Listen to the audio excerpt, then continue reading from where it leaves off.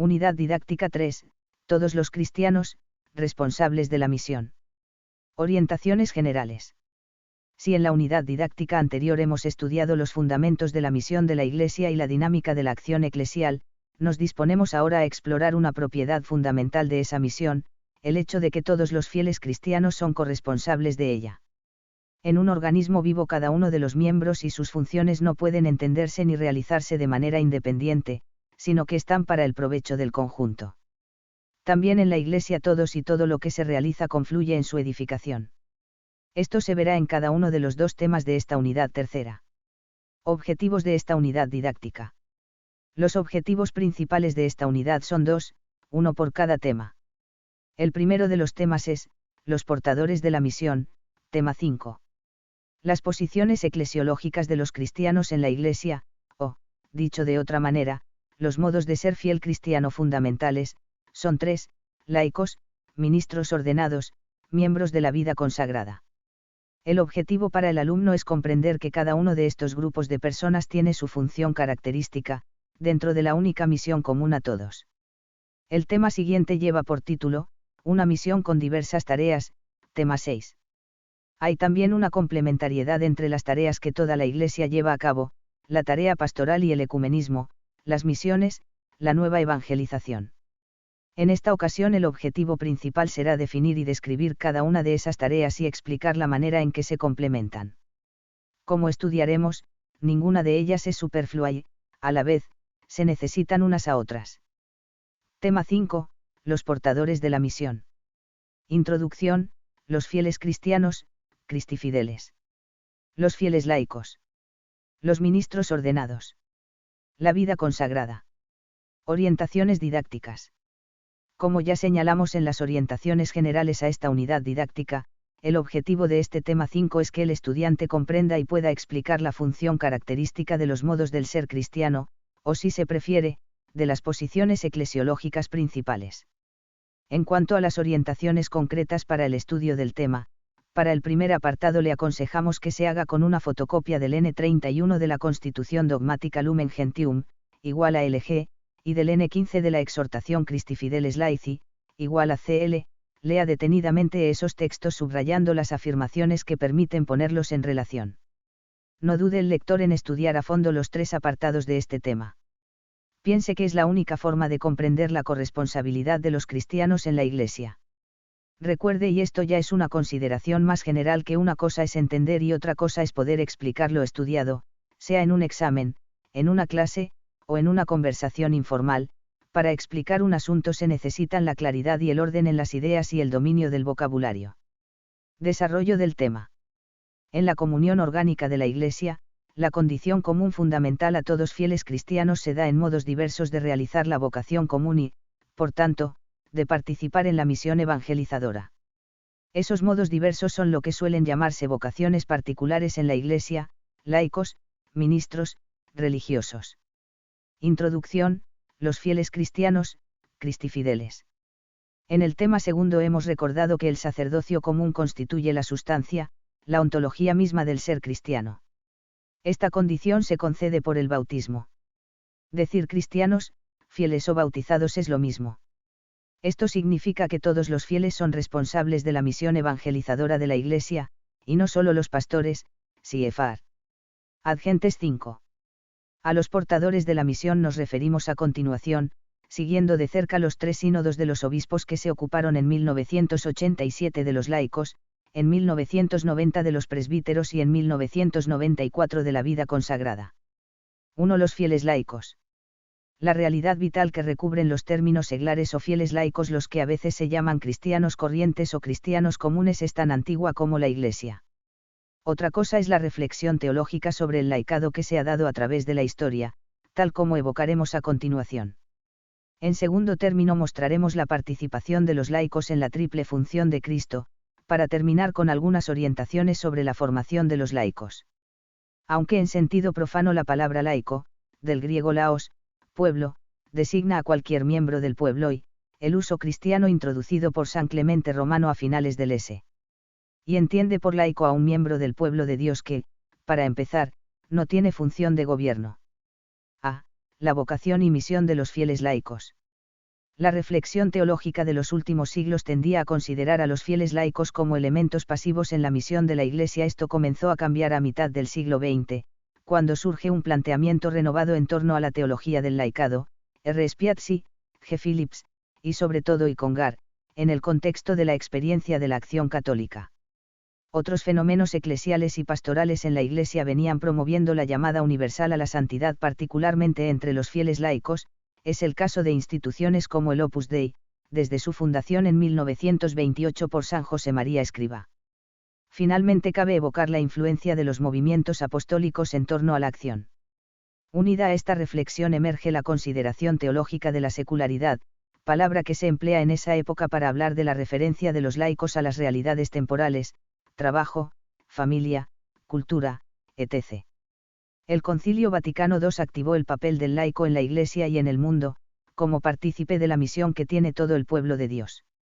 Además, el concilio recuperó la distinción entre el concepto de fiel, que expresa la dignidad común de todo bautizado, y el concepto de laico, que expresa un modo concreto de ser cristiano, aun siendo el más común, con una vocación y misión propias, ordenar desde dentro las realidades temporales al reino de Dios, y que tiene como propia la índole secular, CFR. LG 31. En 1972, Pablo VI señaló, la Iglesia tiene una auténtica dimensión secular, inherente a su íntima naturaleza y a su misión, que hunde su raíz en el misterio del Verbo encarnado y se realiza de formas diversas en todos sus miembros. En continuidad con Pablo VI, la exhortación Christi Fideles Laici, 1987, afirmó, todos los miembros de la Iglesia son partícipes de su dimensión secular, pero lo son de formas diversas. En particular, la participación de los fieles laicos tiene una modalidad propia de actuación y de función, que, según el concilio, es propia y peculiar de ellos. Tal modalidad se designa con la expresión índole secular, N15. De esta manera se completa lo que señalamos al final del tema anterior. Para los cristianos laicos su vida en el seno de las realidades temporales no es sólo un marco externo que nada tendría que ver con su fe y su santidad. Antes, al contrario, gracias al bautismo y los carismas que han recibido, su vida familiar, profesional, cívica, etc., forma parte integral de su vocación y su misión cristiana. Con otras palabras, la situación que tienen en el mundo se convierte para ellos en lugar, medio y materia de su ser Iglesia, de su santidad y apostolado. Las realidades temporales no son para ellos solo una realidad antropológica y sociológica, sino también una realidad teológica y eclesial, CFR. Ibid. En definitiva, la dimensión secular pertenece a la Iglesia, coincidiendo con lo que anteriormente, tema 4, hemos llamado secularidad cristiana. Esta dimensión pertenece, por tanto, a todos los cristianos. En cambio, la índole secular es el modo propio de la secularidad de los fieles laicos. En términos más concretos, todos los cristianos participan de la misión salvífica que la Iglesia tiene en el mundo, mientras que lo propio de los laicos es desempeñar esa misión desde dentro de las realidades temporales. B. La participación de los laicos en el triplex munus de Cristo. Como consecuencia, en cuanto cristianos, los fieles laicos participan, por el bautismo, del triple oficio de Cristo, triplex munus. Es importante advertir que, en cuanto laicos, esta participación se expresa en ellos de modo propio, es decir, de acuerdo con su índole secular, sus dones y carismas, y su condición de vida, CFR. CL 15 y 64. Oficio sacerdotal, todas sus obras, si son hechas en el Espíritu, se convierten en sacrificios espirituales aceptables a Dios por Jesucristo, CFR 1p2, 5, que en la celebración de la Eucaristía se ofrecen piadosísimamente al Padre junto con la oblación del cuerpo del Señor. De este modo también los laicos, como adoradores que en todo lugar actúan santamente, consagran a Dios el mundo mismo, LG 34. Oficio profético, están llamados a hacer que resplandezca la novedad y la fuerza del Evangelio en su vida cotidiana, familiar y social, a expresar, con paciencia y valentía, en medio de las contradicciones de la época presente, su esperanza en la gloria también a través de las estructuras de la vida secular, LG 35. Oficio real, en el marco de su participación como cristianos en la realeza de Cristo, los laicos están llamados de modo particular para dar de nuevo a la entera creación todo su valor originario. cuando mediante una actividad sostenida por la vida de la gracia, ordenan lo creado al verdadero bien del hombre, participan en el ejercicio de aquel poder, con el que Jesucristo resucitado atrae así todas las cosas y las somete, junto consigo mismo, al Padre, de manera que Dios sea todo en todos. Siefar. Y en 12, 32, 1 CO 15, 28, CL 14. C. La formación de los fieles laicos. La formación de los laicos puede describirse en las siguientes coordenadas: Siefar. CL 58 a 63. El objetivo fundamental es doble: la toma de conciencia sobre la propia vocación y la disponibilidad para el cumplimiento de la propia misión.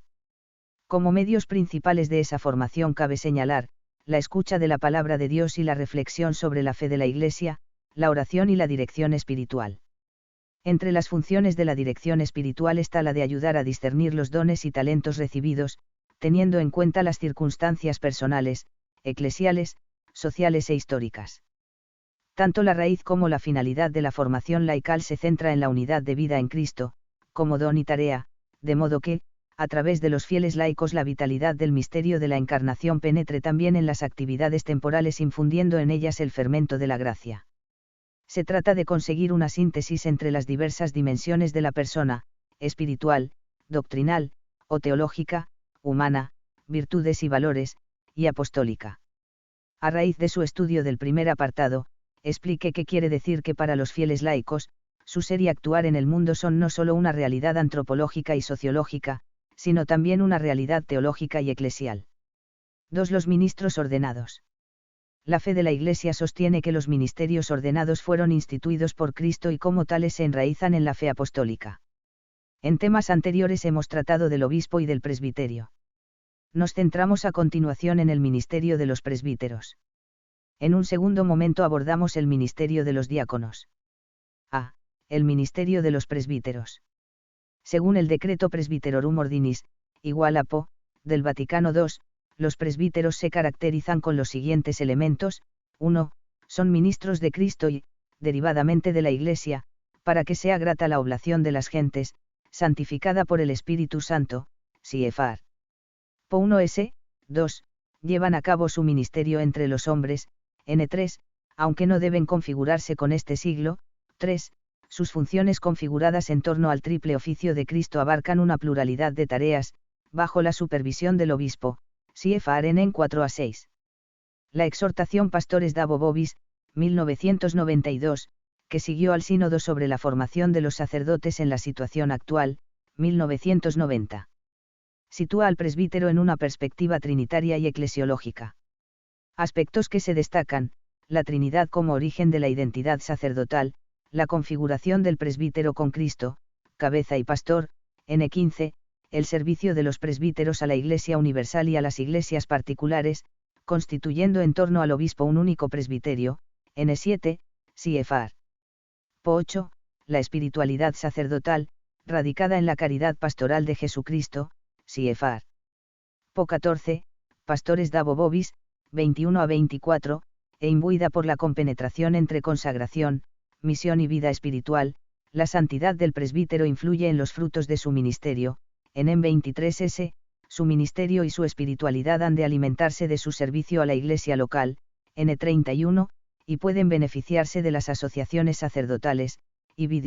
Siefar N81, la formación permanente de los presbíteros es una exigencia de su identidad y su ministerio, en 70 a 81. Cabe decir una palabra al respecto de la distinción entre sacerdotes seculares y sacerdotes religiosos. La expresión sacerdotes seculares se refiere no al plano ontológico sacramental sino al de la espiritualidad, e indica la realidad secular vivida y asumida desde el sacerdocio. La ordenación sacerdotal nos separa del mundo o siglo, en el que el sacerdote secular continúa inserto. La dimensión secular de la condición cristiana le impulsa a presentar a Cristo, en la Iglesia y en el mundo, en coherencia con la misión que la representatividad ministerial le confiere. En cambio, en el sacerdote religioso, y, hablando más ampliamente, en el miembro de un instituto de vida consagrada, la referencia a la secularidad queda modificada por la consagración religiosa que ha recibido, es decir, por la vocación y el carisma que le han sido dados en orden al testimonio escatológico, y por la vivencia espiritual propia de la orden, congregación o instituto al que pertenezca. B. El ministerio de los diáconos. El diaconado es la tercera forma del sacramento del orden, partícipe del ministerio apostólico, y perteneciente por tanto a la estructura jerárquica y ministerial de la Iglesia. A partir del S.V. fue decayendo como ordo por sí mismo, para convertirse en un paso hacia el sacerdocio. El Concilio Vaticano II determinó que se restableciera el diaconado permanente, sobre todo porque siendo una forma de ministerio querida por el Señor, la Iglesia no debe dispensarse de ella, o convertirla en mero trámite para el presbiterado. Sobre esa base se apuntan tres motivos más concretos: a. El deseo de enriquecer a la Iglesia con las funciones del ministerio diaconal que de otra manera, en muchos lugares, difícilmente hubieran podido ser llevadas a cabo; b. La intención de reforzar con la gracia de la ordenación diaconal a aquellos que ya ejercían de hecho funciones diaconales; c. La preocupación de aportar ministros sagrados a aquellas regiones que sufrían la escasez de clero. Entre 1967 y 1972 Pablo VI estableció las disposiciones para restaurar el diaconado permanente en la Iglesia Latina con la posibilidad de conferirlo a personas ya casadas. La teología del diaconado requiere aún desarrollo y profundización. En el misterio de la Iglesia Comunión, el diácono posee ante todo, una participación y representación del misterio de Cristo en su aspecto de servicio, diaconia. En comunión con el obispo y sus presbíteros, los diáconos están al servicio del pueblo de Dios en la diaconía de la liturgia, de la palabra y de la caridad, Catecismo de la Iglesia Católica, N. 877, por lo que cabe distinguir. A. El munus docendi, por el cual el diácono está llamado a proclamar la Escritura e instruir y exhortar al pueblo, LG 29. Esto se expresa por la entrega de los evangelios en el rito de la ordenación. B. El munus sanctificandi del diácono, que se desarrolla en la administración solemne del bautismo, en la conservación y distribución de la Eucaristía, en la asistencia y bendición del matrimonio, llevar el viático a los moribundos, presidir el culto y la oración de los fieles, administrar los sacramentales, presidir los ritos de funerales y sepelios, y vid. Esto pone de manifiesto que el ministerio diaconal tiene su punto de partida y de llegada en la Eucaristía, y que no se puede reducir a un simple servicio social. C. Por último, el munus regendi se ejerce en la dedicación a las obras de caridad y de asistencia, y en la animación de comunidades o sectores de la vida eclesial, especialmente en lo que concierne a la caridad. Este es el ministerio más característico del diácono, y vid. Por último, en cuanto a la espiritualidad de los diáconos, es una espiritualidad de servicio en el conjunto de los ministerios que existen en la Iglesia, particularmente entre los ministerios ordenados. La espiritualidad del diácono permanente habrá de integrarse con su estado de vida, célibe, casado, viudo. C. Otros ministerios en la Iglesia. La Iglesia es toda ella ministerial, al servicio de la misión salvífica. En su interior son los ministros ordenados los que personifican esa dimensión, hasta el punto de que la tradición teológica y eclesial reservó antes del Vaticano II el nombre de ministros. Pero al mismo tiempo el concilio habló de ministerios en un sentido más amplio de servicios o tareas al servicio de un fin común, CFR, por ejemplo, Apostolicam Actuositatem, 2. Cabe, pues hablar de un doble escalón de servicio. Los ministros ordenados son ministros de Cristo para el ministerio de la Iglesia de Cristo. Dicho de otra manera, los portadores del ministerio sirven a sus hermanos, todos los fieles de la comunidad cristiana, para que éstos puedan servir a Dios y al mundo.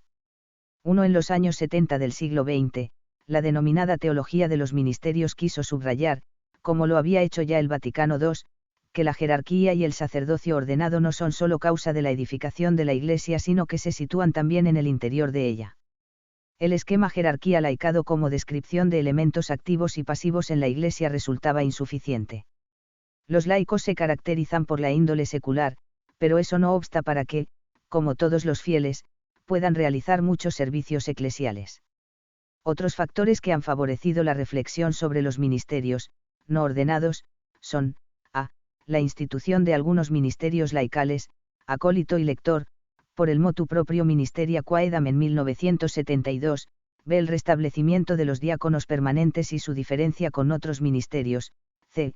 Los ministerios en las pequeñas comunidades, grupos y movimientos, d. La escasez de vocaciones sacerdotales, especialmente en Europa y América del Norte, finalmente, el desafío de las sectas y, movimientos pseudo-religiosos, sobre todo en América, que reclama una organización pastoral eficaz. La reflexión sobre los ministerios llevó a adquisiciones importantes.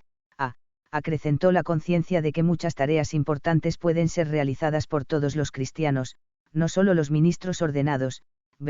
Facilitó el conocimiento de los carismas, y por tanto de la acción del Espíritu Santo. Recuperó la perspectiva de múltiples servicios, presente en la Iglesia Apostólica, Cartas a los Corintios. Al mismo tiempo, esta reflexión tiene algunos límites, al utilizar una terminología, ministerio, ministerial, que la tradición reserva para el ministerio ordenado. El riesgo de considerar el ministerio sacerdotal como un ministerio más. El riesgo de clericalizar la función del laico. 2. La Iglesia es una comunidad de tareas o servicios. Sin embargo, no todo servicio es un ministerio. Hay 3 condiciones para hablar de ministerios. Que se trate de una tarea importante para la vida eclesial, en el ámbito de la palabra o de la catequesis, de los sacramentos o de la guía de la comunidad. Que responda a una necesidad permanente, y que por tanto sea realizada de modo estable, no ocasional. Que sea reconocida oficial y públicamente por la jerarquía, con el posible concurso de la comunidad cristiana. Aunque la cuestión de los ministerios continúa siendo estudiada, CFR CL 23, y la terminología no está definitivamente fijada, cabe establecer una clasificación de los ministerios.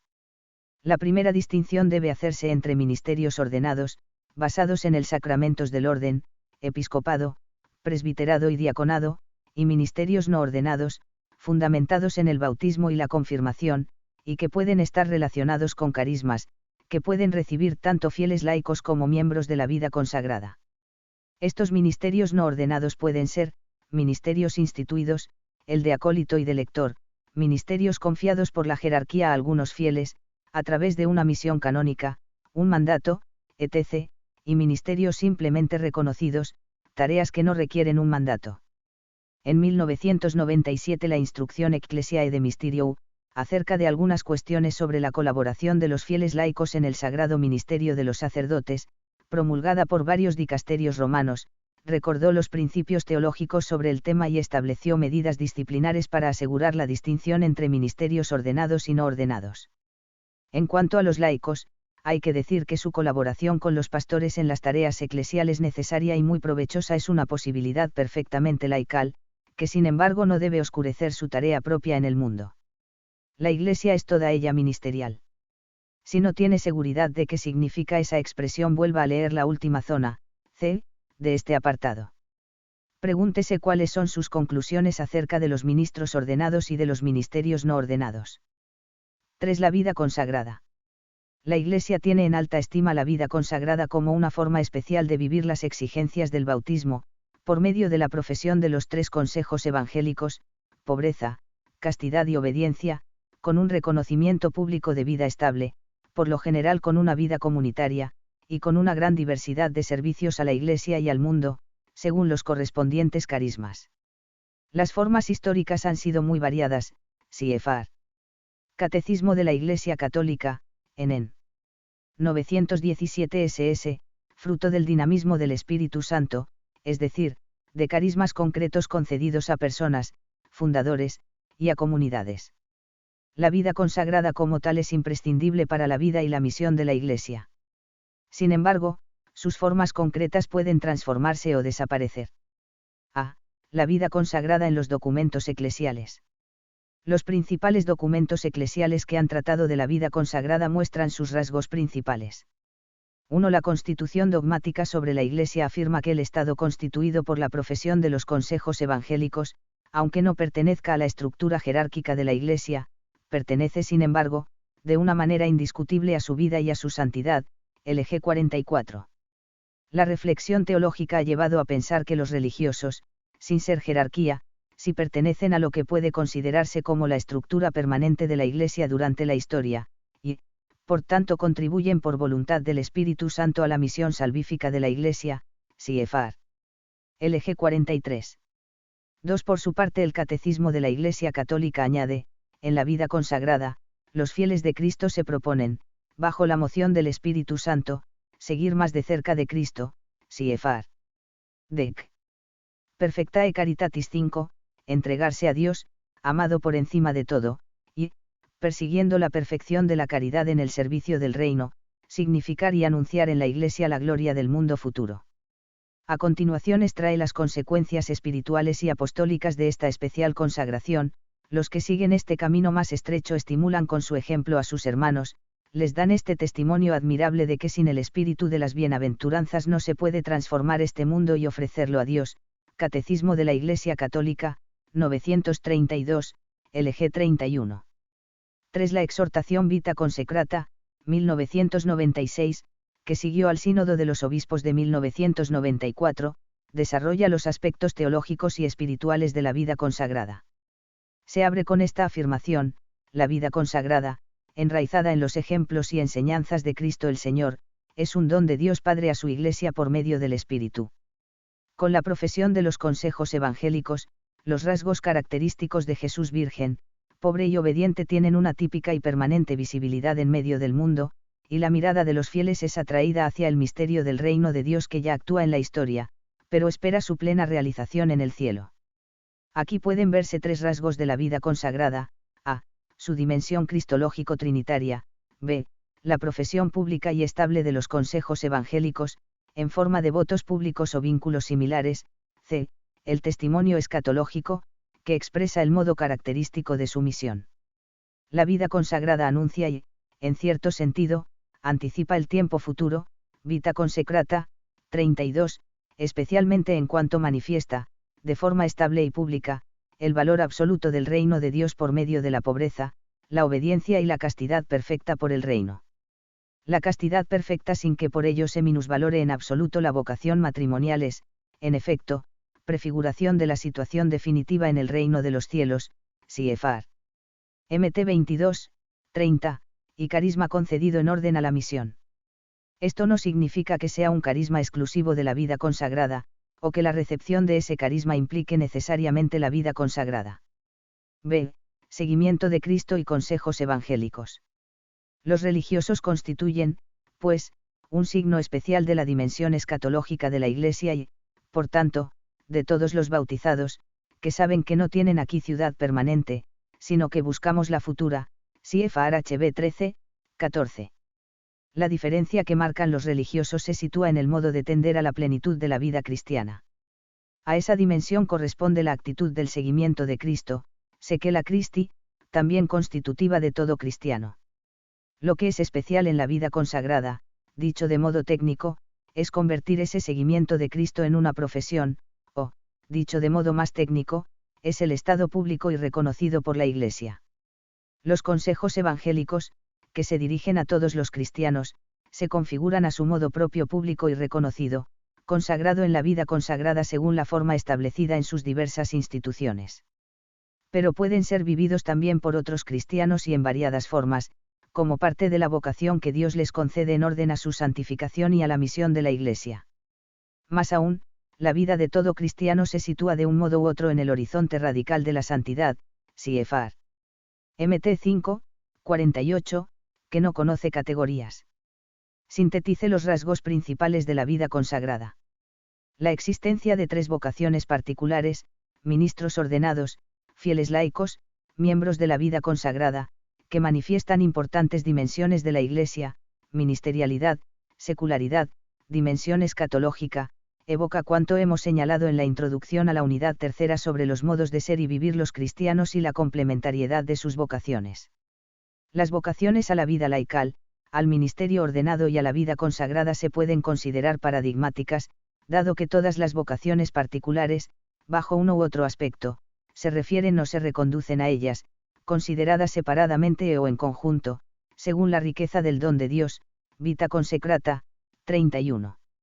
A cada una de ellas se confía la misión de manifestar una u otra de las dimensiones del único misterio de Cristo: la vida laical, la misión de anunciar el Evangelio en medio de las realidades temporales; los ministros ordenados, la misión que se reconoce especialmente a los obispos en el pueblo de Dios; la misión de la vida consagrada se sitúa en el ámbito de la manifestación de la santidad de la Iglesia, realizada a través del testimonio escatológico y de la virginidad.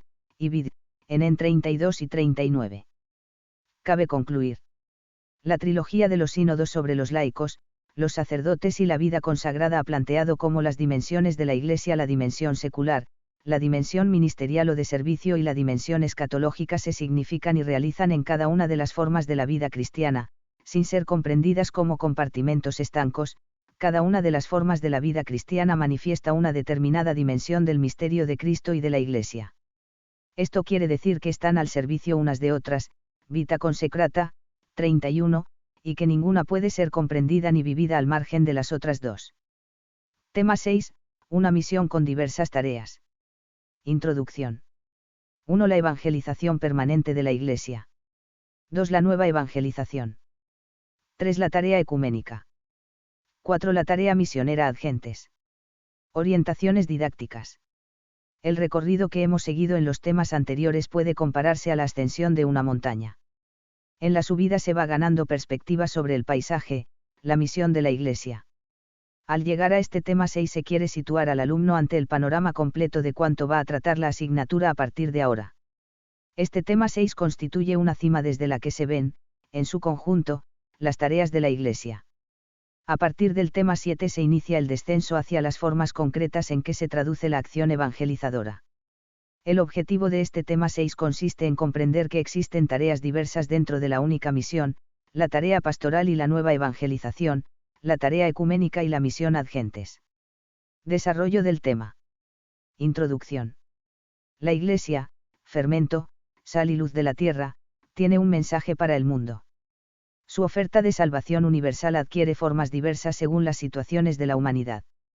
La encíclica Ecclesiam Suam, de Pablo VI, clasifica esas situaciones a manera de círculos concéntricos, comenzando por aquellos que están más lejanos, CFR en 35 a 41a, los no creyentes, incluso los ateos, b, los creyentes no cristianos, los judíos, otros seguidores de la religión monoteísta, sobre todo los musulmanes, y los seguidores de las grandes religiones afroasiáticas, c, los hermanos separados o cristianos no católicos, círculo del diálogo ecuménico, d, finalmente, el diálogo interior en la Iglesia, entre los católicos.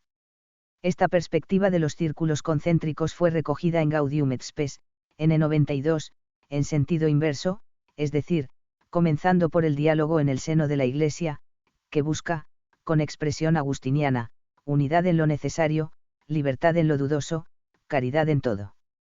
Fue retomada también por la exhortación Evangelii Nuntiandi al hablar de los destinatarios de la evangelización, que volvió al orden inicial, CFR en 49 SS. Evangelii Nuntiandi habla también de otras dos esferas o dos mundos que hoy lanzan un desafío a la evangelización, en 55S, aunque sin referencia a ese esquema circular. Puede decirse que el primero se sitúa en el círculo de los alejados, mientras que el segundo bordea el círculo de los cristianos en su parte más externa, a, el secularismo ateo, más práctico que teórico, b, los bautizados no practicantes, hoy día numerosos. Pues bien, la Iglesia enfoca estas diferentes situaciones, de una manera diversificada y orgánica. Dos grandes vertientes pueden distinguirse, la evangelización ad intra, con los cristianos mismos, y la evangelización ad extra, con los no cristianos. Dentro del apostolado ad intra cabe distinguir tres situaciones, de manera que en conjunto resultan cuatro tareas que se entrecruzan e imbrican con frecuencia. 1.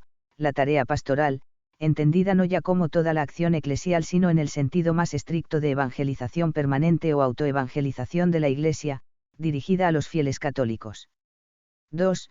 La nueva evangelización, dirigida a los cristianos, comenzando por los católicos, que no viven plenamente su fe. 3. La tarea ecuménica, dirigida a promover la unidad con los cristianos no católicos. 4. La tarea misionera en el sentido propio de misión ad gentes, misión ad extra, dirigida a los no cristianos.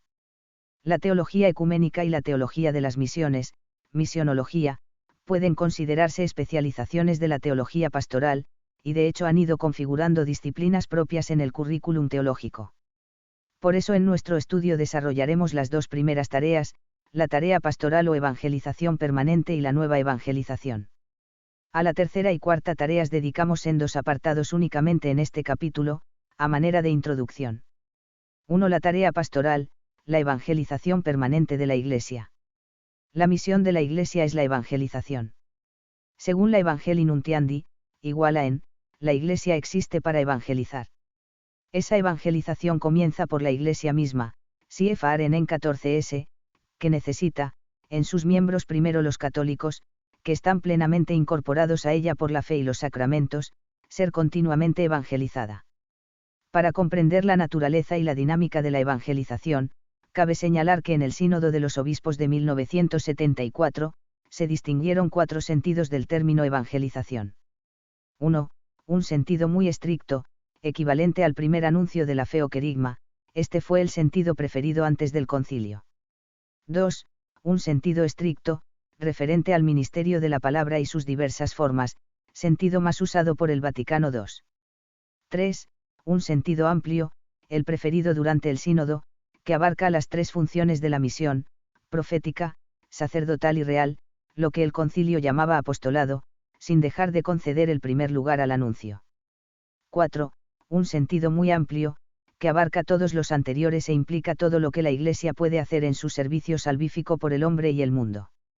Este último es el sentido que ha ido tomando el término evangelización desde la Evangelii Nuntiandi, llevar la buena nueva a todos los ambientes de la humanidad y, con su influjo, transformar desde dentro, renovar a la misma humanidad, en 18.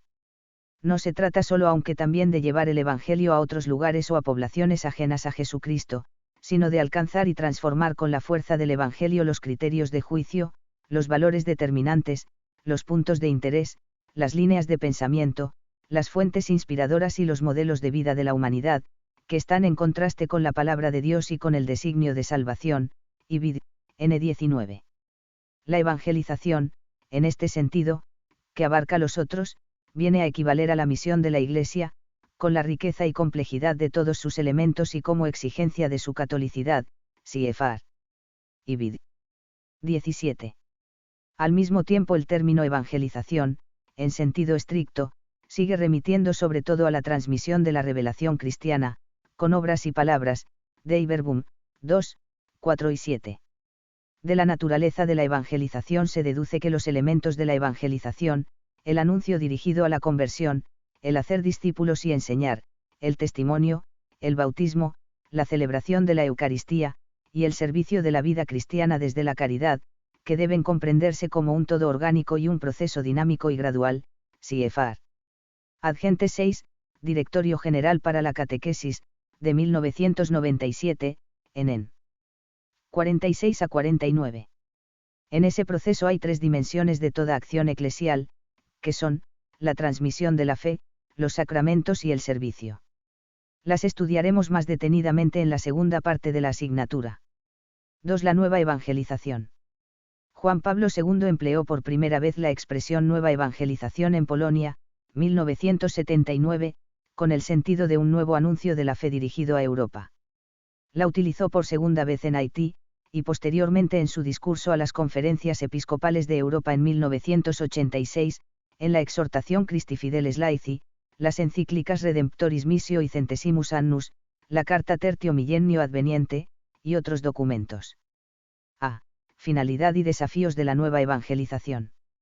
En muchos lugares tradicionalmente cristianos ya no puede presuponerse la transmisión pacífica de la fe a través de la familia y del ambiente social, sino que se requiere una evangelización personalizada.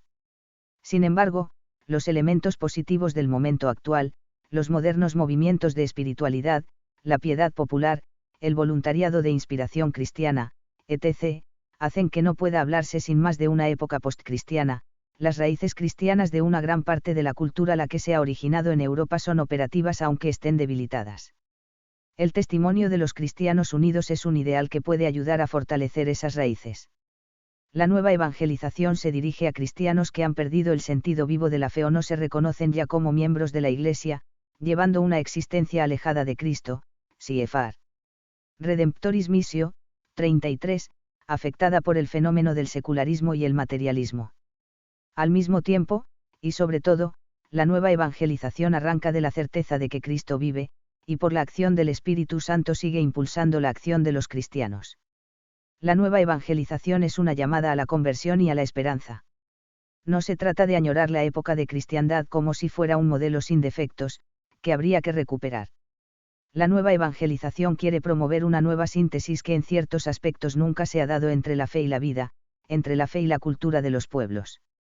Tampoco hay que olvidar lo ya alcanzado a base de mucho esfuerzo. En todo caso, en la nueva evangelización no es suficiente proponer los valores evangélicos de la paz y de la justicia, es necesario anunciar la persona de Jesucristo. La fe tiene que hacerse vida, la santidad personal y comunitaria es la vía principal de la evangelización. B. Novedad de ardor, métodos y expresión.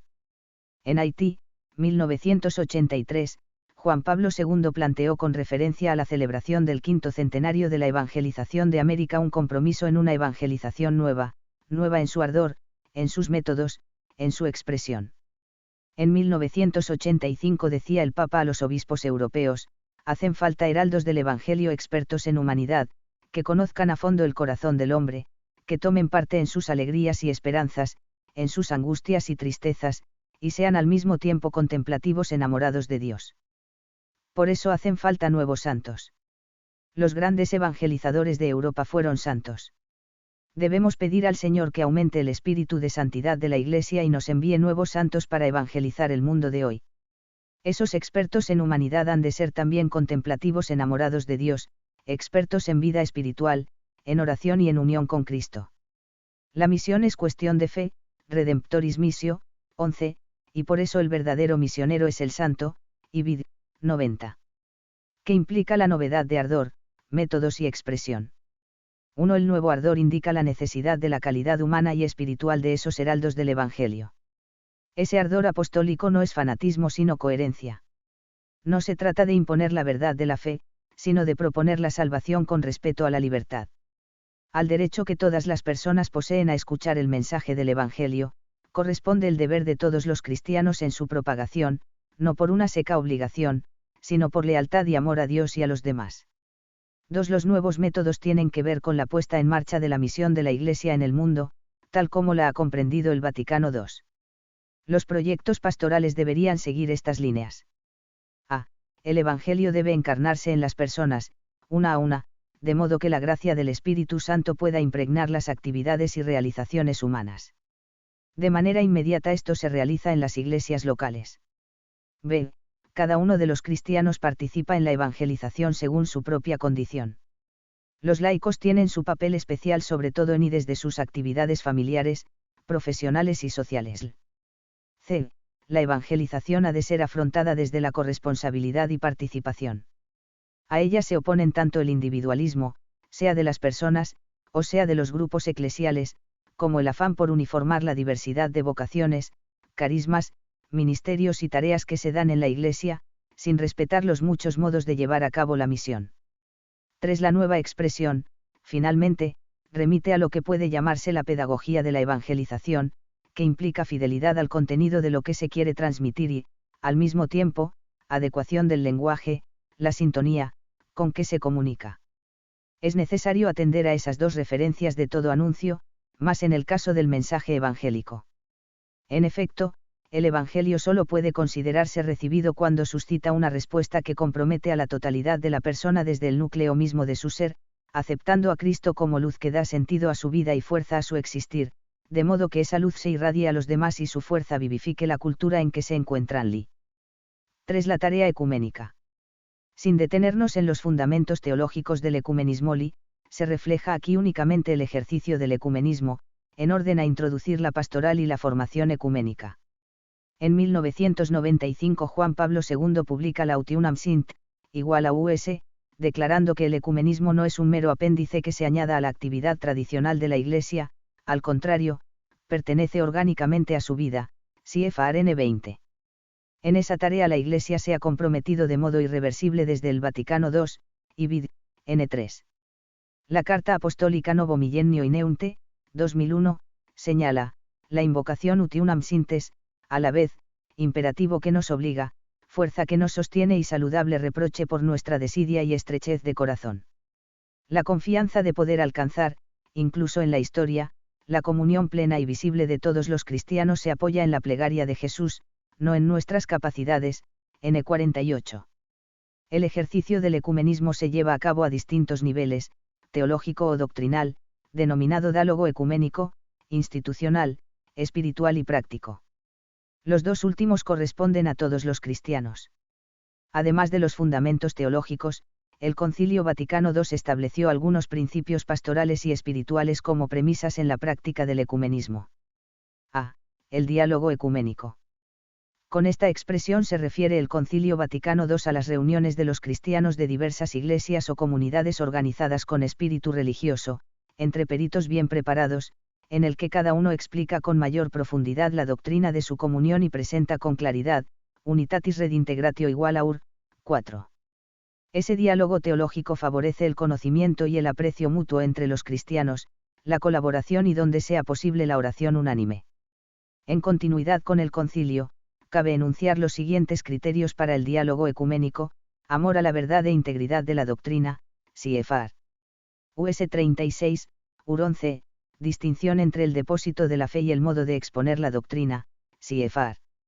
US 18S, orden o jerarquía de las verdades de la doctrina católica, CIEFAR.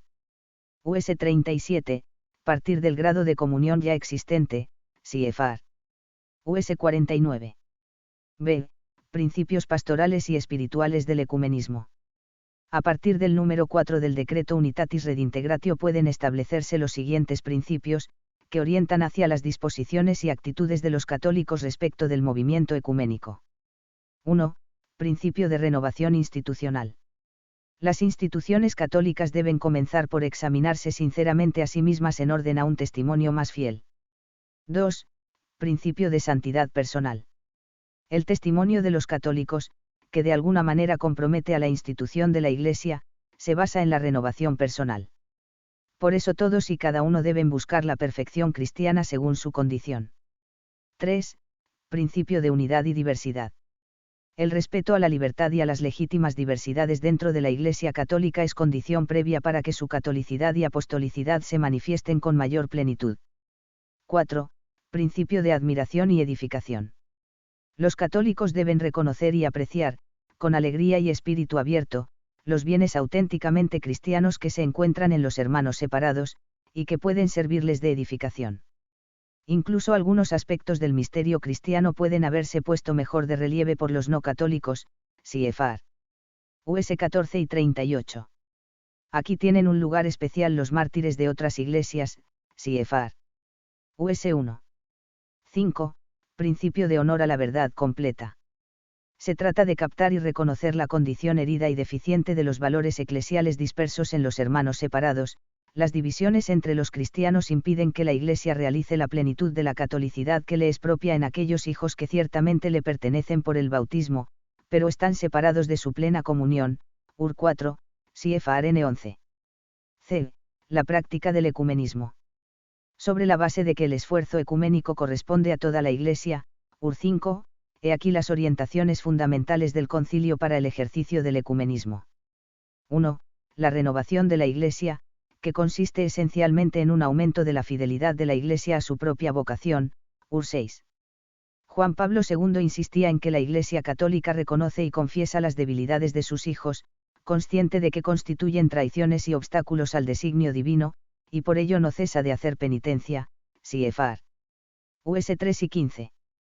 2. El ecumenismo espiritual, aspecto que más tiene que ver con la realidad personal del cristiano y que el concilio llama el alma de todo el movimiento ecuménico.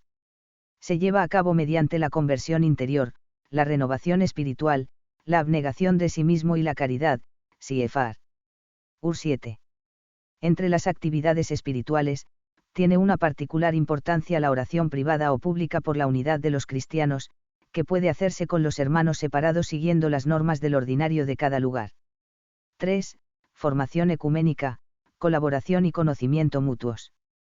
El concilio pide el mutuo conocimiento por medio del estudio serio, tanto de la historia y de la vida espiritual y cultural de los hermanos separados, como por medio del diálogo teológico entre peritos, CIEFAR. UR 9. También se refiere a la formación ecuménica al hablar de la teología y la catequesis, que deben incorporar esa dimensión, y vid. 10. Por último propone la colaboración con los demás cristianos en el testimonio de la caridad LB. Recuerde que la tarea ecuménica no es solo propia de algunos especialistas, teólogos peritos en el diálogo ecuménico en sentido técnico. Todos los cristianos somos responsables de fomentar la unidad con otros cristianos, al menos con nuestra oración. Confeccione una lista de acciones concretas que podría proponer en su ambiente, parroquia, escuela, amigos, etc. Hay que valorar los signos, aunque parezcan pequeños. 4. La tarea misionera ad gentes y la misionología. La misión ad gentes o tarea misionera en sentido estricto, las misiones, responde directamente al mandato de Cristo y ha sido desempeñada por la Iglesia desde los primeros tiempos.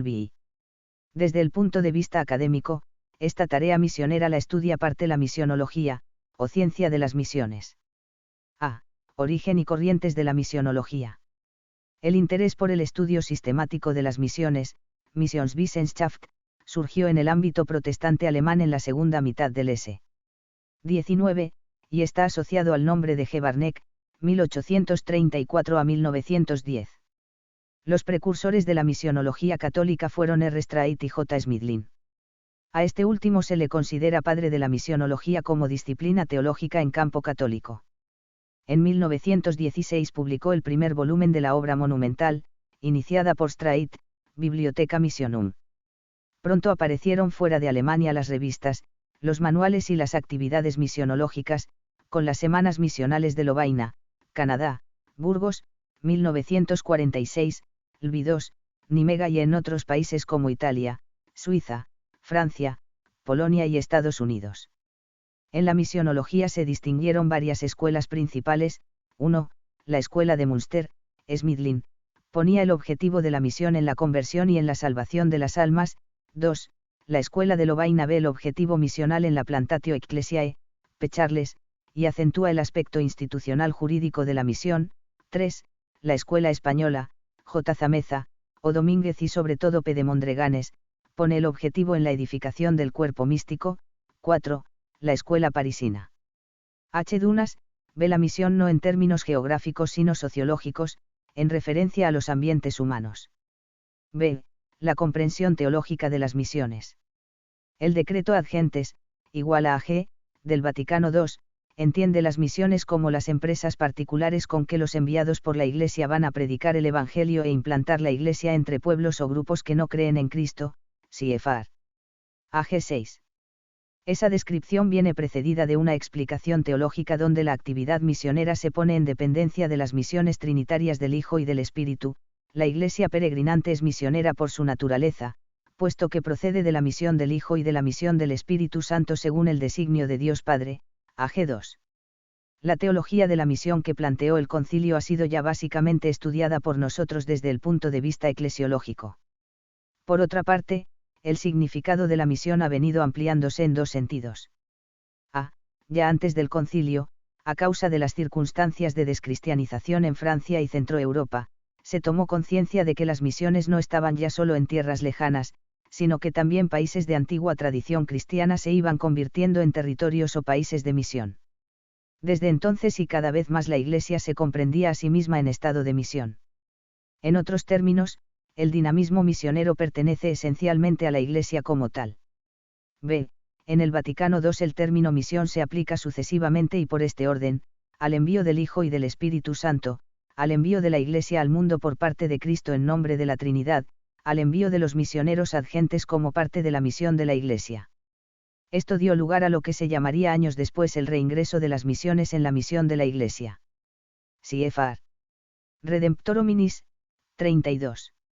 En consecuencia, a partir del concilio se entendió que la misión no era ya solamente un deber de los misioneros, cristianos investidos oficialmente para ir a misionar, sino de la Iglesia entera, y, por consiguiente, responsabilidad de todos los cristianos. La categoría misión pasó a indicar la actividad de la Iglesia vista desde su aspecto histórico salvífico. El impulso misionero que se siguió del Vaticano II, fortalecido a nivel magisterial por la Evangelii Nuntiandi, dio muchos frutos, aunque sigue siendo necesario promover más y mejor la conciencia misionera o apostólica de los fieles. Sin embargo, después del concilio comenzó también una tendencia negativa que ha retardado la misión específica ad gentes. Entre las raíces de esa tendencia cabe señalar, junto a una crisis de fe, CFR. Redemptoris Missio, 2, las críticas de un eclesiocentrismo dirigidas a la teología católica de la misión, tanto por parte de algunos autores protestantes como también de algunos católicos.